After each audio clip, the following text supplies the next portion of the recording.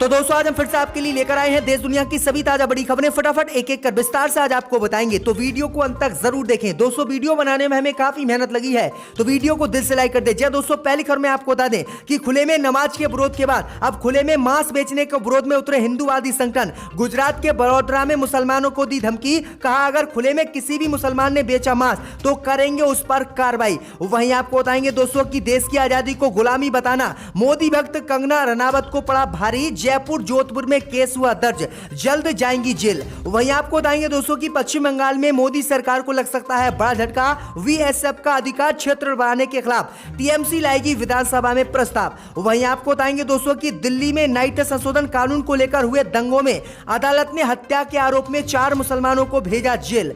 वहीं आपको बताएंगे दोस्तों कि चीन को लेकर राहुल गांधी ने प्रधानमंत्री मोदी पर बोला हमला, कहा चीन के सामने श्रीमान का 56 इंच का सीना डर गया। वहीं आपको बताएंगे दोस्तों कि यूपी में चुनाव से पहले जिन्ना पर सियासत। ओवैसी बोले एक अखिलेश पढ़े इतिहास, हिंदुस्तान को आरएसएस नहीं बल्कि जिन्ना ने तोड़ा। तो सभी खबरों को आपको एक एक कर बताने वाले हैं। वीडियो को लाइक कर चैनल को सब्सक्राइब कर दें और हमें कमेंट में बताएं कि आपके जिले किस राज्य से हमारी खबरों को देख रहे हैं। इसी बीच पर तो दोस्तों अगली खबर की ओर, तो खुले में जुमे की नमाज के विरोध के बाद अब गुजरात में खुले में मांसाहारी भोजन बेचने वाले मुसलमानों के विरोध में उतरे हिंदूवादी संगठन। कहा अगर किसी ने बेचा मांस तो करेंगे उसे दंडित। जी दोस्तों, आपको बता दें ये बड़ी खबर सामने निकल कर आई दोस्तों की मुसलमानों के प्रति हिंदूवादी संगठनों की गुंडागर्दी अब देश में बढ़ती जा रही है।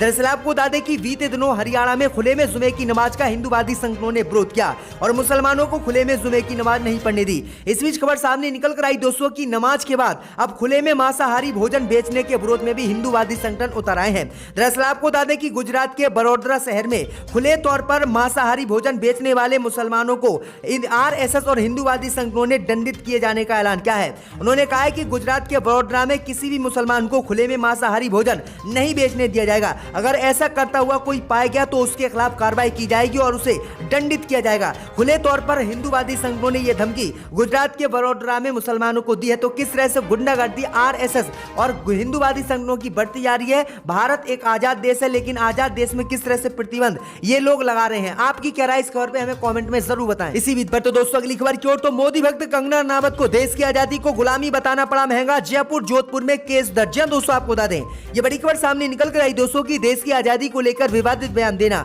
बॉलीवुड एक्ट्रेस कंगना रनावत के लिए भारी पड़ गया है। राजस्थान में शुक्रवार को उनके खिलाफ 4 शहरों में एफआईआर दर्ज कर ली गई है। जयपुर, कोतवाली और जोधपुर के शास्त्री नगर थाने में भी मुकदमा कंगना रनावत के खिलाफ दर्ज हो गया है, जबकि उदयपुर के सुकेर थाने और चूरू कोतवाली के पुलिस शिकायतों की जांच कर रही है। दरअसल आपको बता दें कि कंगना रनावत ने 1947 में मिली देश की आजादी को गुलामी बताया था और कहा था कि 1947 में जो आजादी गांधी द्वारा हमें मिली थी वो एक गुलामी थी और 2014 में प्रधानमंत्री मोदी के देश का पीएम बनने के बाद सच्ची आजादी हमें मिली है। तो किस तरह से मोदी भक्ति में लीन कंगना रनावत हो गई है और पूरी अंधभक्त हो गई है। अब इनको ये मामला भारी पड़ गया है, इनके खिलाफ देशद्रोह का केस दर्ज हो गया। तो ये बड़ी अपडेट आई दोस्तों।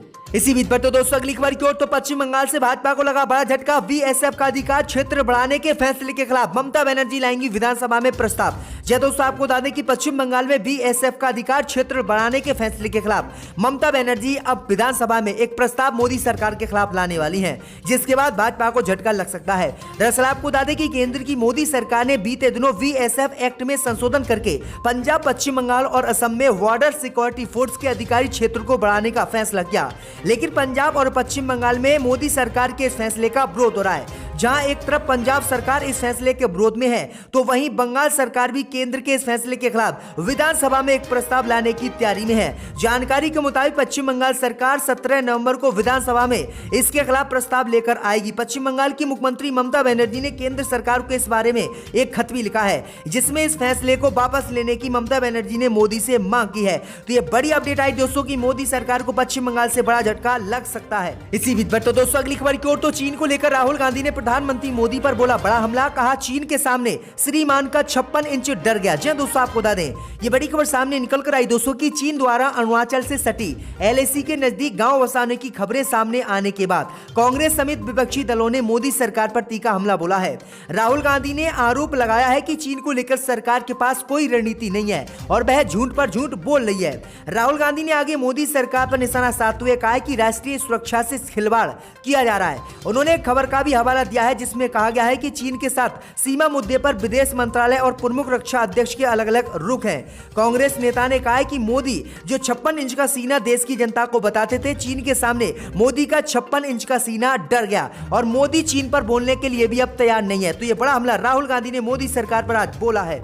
इसी बीच पर तो दोस्तों अगली खबर की ओर तो यूपी में चुनाव से पहले जिन्ना पर सियासत। ओवैसी बोले अखिलेश बने इतिहास, हिंदुस्तान को जिन्ना ने तोड़ा, आरएसएस ने नहीं। जी दोस्तों आपको बता दें ये बड़ी खबर सामने निकल कर आई दोस्तों की मुरादाबाद में एआईएमएम के मुखिया असदुद्दीन ओवैसी ने कहा कि हिंदुस्तान के 2 टुकड़े होने में मुसलमान जिम्मेदार नहीं है। पाकिस्तान बंटवारे पर हिंदुस्तान को जिन्ना ने तोड़ा, आरएसएस ने नहीं। इसके साथ ही उन्होंने कहा है कि कांग्रेस पार्टी देश के बंटवारे के लिए जिम्मेदार है। उन्होंने सपा मुखिया अखिलेश यादव को इतिहास पढ़ने की सलाह दी और भाजपा और संघ को चुनौती दी है कि वह किसी भी प्लेटफॉर्म पर उनसे बहस कर लें और वह बहस करने के लिए आरएसएस और बीजेपी से तैयार हैं। उन्होंने कहा है कि बीजेपी आरएसएस मुसलमानों पर विभाजन का आरोप न लगाए। वहीं आपको बता दें कि आगे असदुद्दीन ओवैसी ने कहा है कि अखिलेश यादव जिन्ना को बयान देकर ये सोचते हैं कि उत्तर प्रदेश के मुसलमान जिन्ना के बयान पर बीजेपी को वोट न देकर सपा को वोट दे देंगे, तो ये उनकी बात बिल्कुल गलत है। जिन्ना को कोई भी भारत में मुसलमान नहीं चाहता है। तो ये बड़ी अपडेट आई दोस्तों, बड़ा बयान असदुद्दीन ओवैसी ने जिन्ना को लेकर आज दिया है। इसी बीच पर तो दोस्तों अगली खबर की ओर तो दिल्ली हिंसा में अदालत ने हत्या को बताया सोची समझी साजिश, कई लोगों को दी सजा। जी दोस्तों आपको बता दें कि दिल्ली की एक अदालत ने पिछले साल नागरिकता संशोधन कानून को लेकर दिल्ली में हुए दंगे के दौरान मारे गए व्यक्ति की कथित हत्या को सोची समझी साजिश बताते हुए हत्या के 4 आरोपियों के खिलाफ हत्या, दंगा और आपराधिक साजिश के आरोप तय किए हैं। अतिरिक्त सत्र न्यायाधीश अमिताभ रावत ने फैसला सुनाते हुए कहा कि इस मामले में एक मुख्य गवाह ने छुपकर इस पूरी घटना को देखा।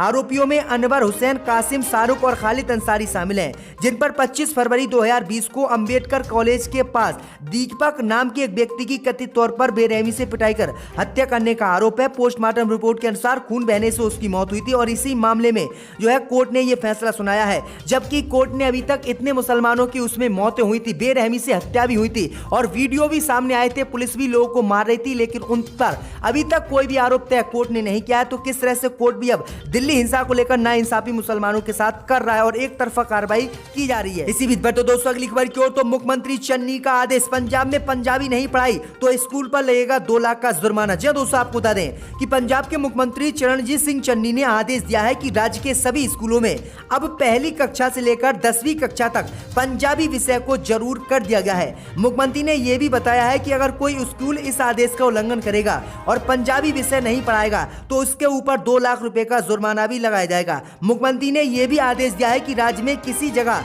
या मार्ग को दर्शाने वाले जितने भी बोर्ड होंगे उन पर भी सबसे ऊपर पंजाबी में लिखा जाएगा। पंजाब में अगले साल विधानसभा चुनाव होने और विधानसभा चुनाव सामने देखते हुए मुख्यमंत्री कई लोकभुभान फैसले ले रहे हैं। तो ये बड़ी अपडेट आ रही दोस्तों, बड़ा ऐलान पंजाब के मुख्यमंत्री चरणजीत सिंह चन्नी ने किया है। इसी बीच पर तो दोस्तों अगली खबर की ओर तो चीन ने फिर से बढ़ाई मोदी सरकार की मुश्किलें, नहीं मान रहा चीन। हिमाचल में सीमा से सटे इलाकों में तेज कर रहा है सड़क और पुल का निर्माण। जी दोस्तों आपको बता दें ये बड़ी खबर सामने निकल कर आई दोस्तों कि चीन ने एक बार फिर से मोदी सरकार की मुश्किलें बढ़ा दी हैं।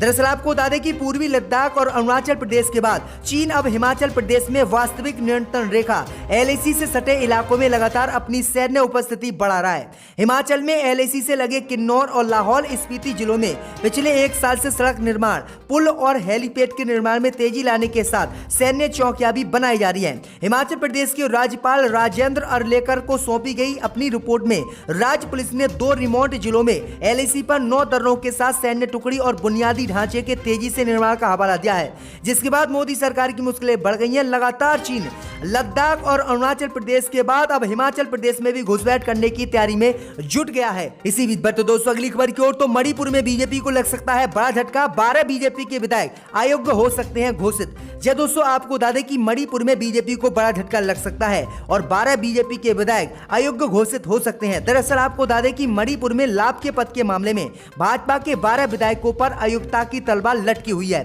सुप्रीम कोर्ट ने बीते दिनों इस मामले में राज्यपाल की ओर से कोई निर्णय न लिए जाने पर नाराजगी जताई है। वहीं गुरुवार को सॉलिसिटर जनरल तुषार मेहता ने सुप्रीम कोर्ट को आश्वासन दिया है कि इस मामले में निर्वाचन आयोग की राय पर प्रदेश के राज्यपाल जल्दी कोई फैसला लेंगे। तो ये बड़ी अपडेट आ रही दोस्तों, भाजपा को बड़ा झटका यहां पर लग सकता है। वहीं आपको बता दें कि भाजपा के इन सभी विधायकों को नियमों का उल्लंघन करने वाला नहीं माना था और कहा था कि ये सभी विधायक राज्य में 2 कानून के माध्यम से मिली छूट के तहत संसदीय सचिवों के पद पर थे। तो ये बड़ी अपडेट आ रही। इसी बीच पर तो दोस्तों अगली खबर की ओर तो बीजेपी के पूर्व सांसद बोले ओम प्रकाश राजभर है बाहुबली, मुख्तार अंसारी का शूटर, सरकार भेजे जेल।